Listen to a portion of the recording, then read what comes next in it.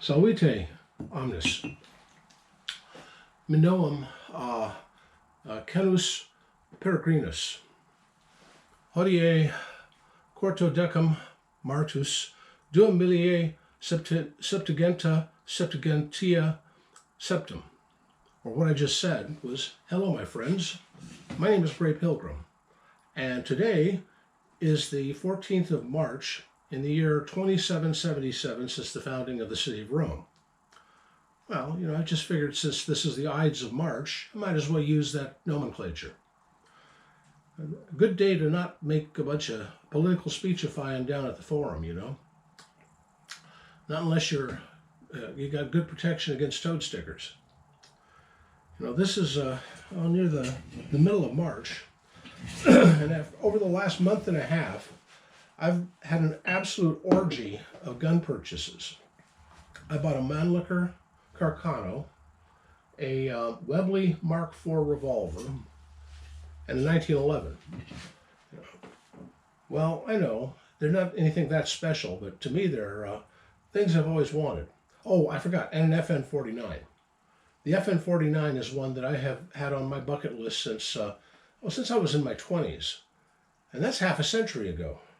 Shoot, when you get to be my age, you get to thinking about such things.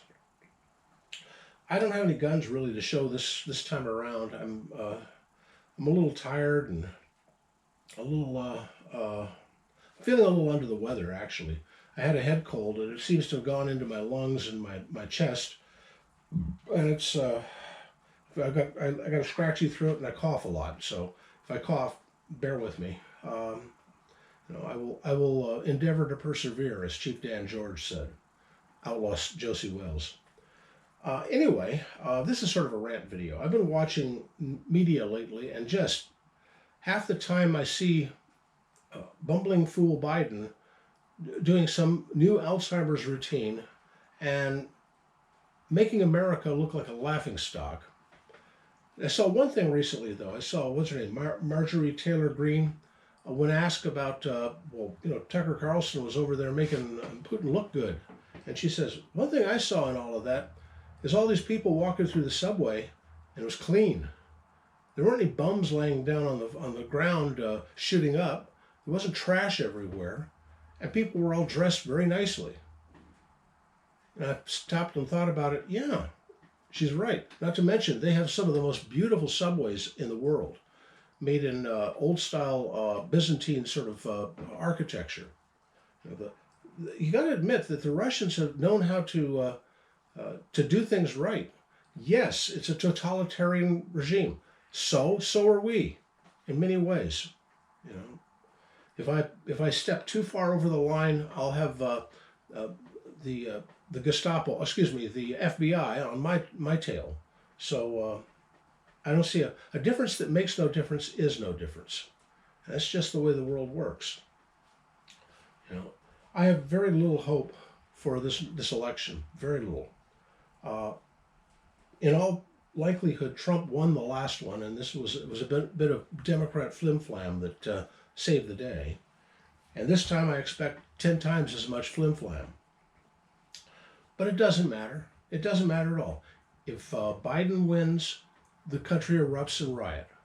If Trump wins, the country erupts in riot. It's just the way it is. We are a divided people right now, and we should be, I think. We should have a peaceful divorce, but they won't allow it. They wouldn't allow it in the 1860s, and they won't allow it today.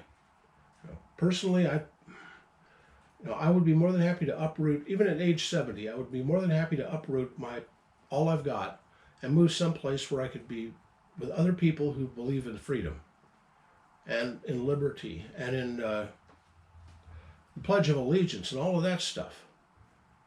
But it seems that the definition of democracy on the other side is do what we say and then you're free. Otherwise, it's not democracy.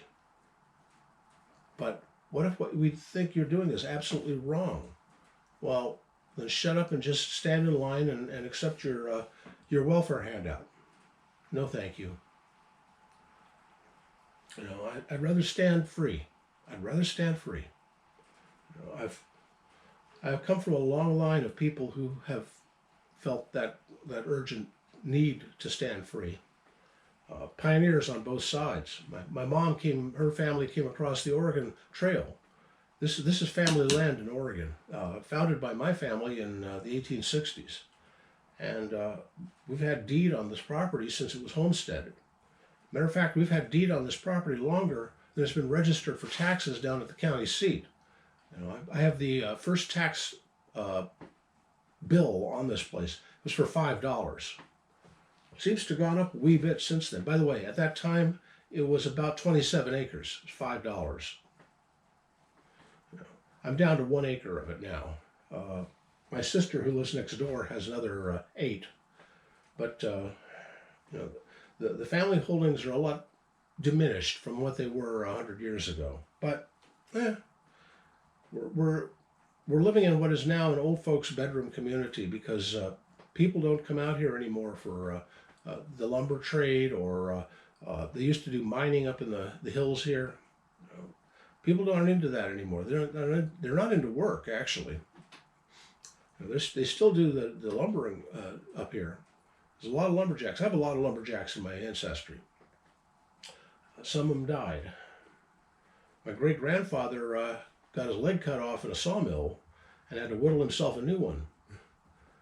My cousin used to show me, that's the grandpa's old leg. I looked at it. It had a hinge on it. He had a little lever, so you know when he sat down, he would pull the lever and then put it down into a 90-degree angle and then lock it in place, and then he could sit down at the dinner table. You know, very inventive man, that fellow. He did a lot of things. After you know, in those days you didn't have workers' comp, so when he lost his leg, he lost his job at the sawmill. So he became a justice of the peace. He was a photographer. He was a cobbler. He was a blacksmith. He set himself up in various different jobs around town here, and folks who needed something would go over and see him and get their needs satisfied. We also ran a general store for a while. You know, my cousin's old house is his old house, and it's the old general store.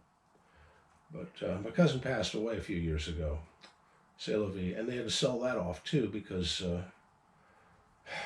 know, I can remember his grandmother, my great aunt, used to make these delicious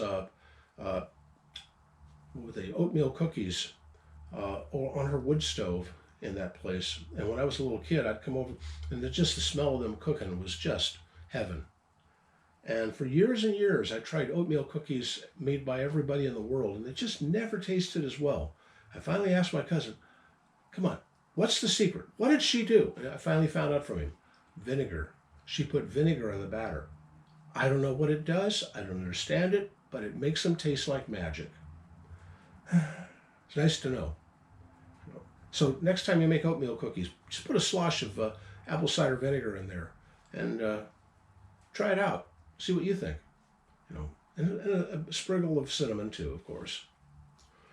Anyway, this is sort of a rant video. I'm just, you know, sort of talking with stream of consciousness, you know. I don't know. It's just what I'm thinking of. I'm looking around at my guns and thinking, well, what should I do a video on next?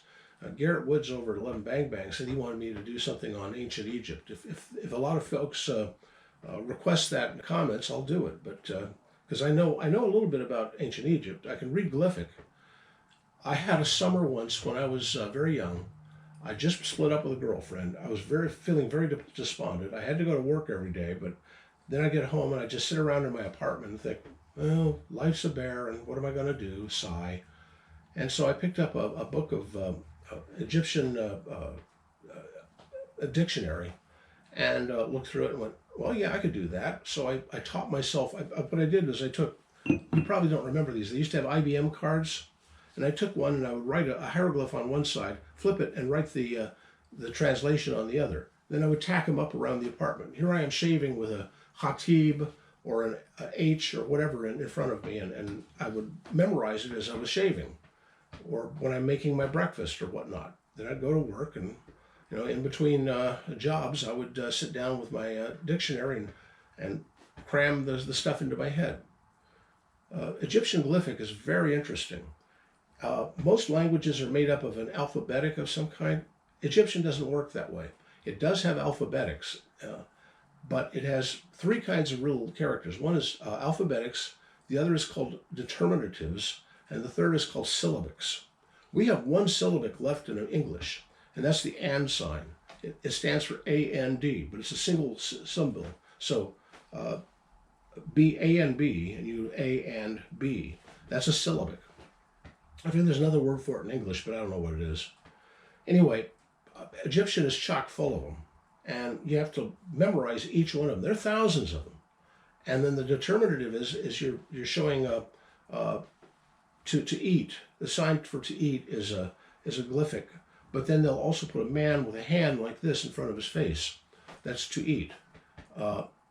Also, there's some characters that are used as a alphabetic letter, but it may be used here, but it isn't used here, and there's rules on it. Sort of like Latin, it has rules of declination and other things that just don't make much sense into modern day language, but made a lot of sense back then.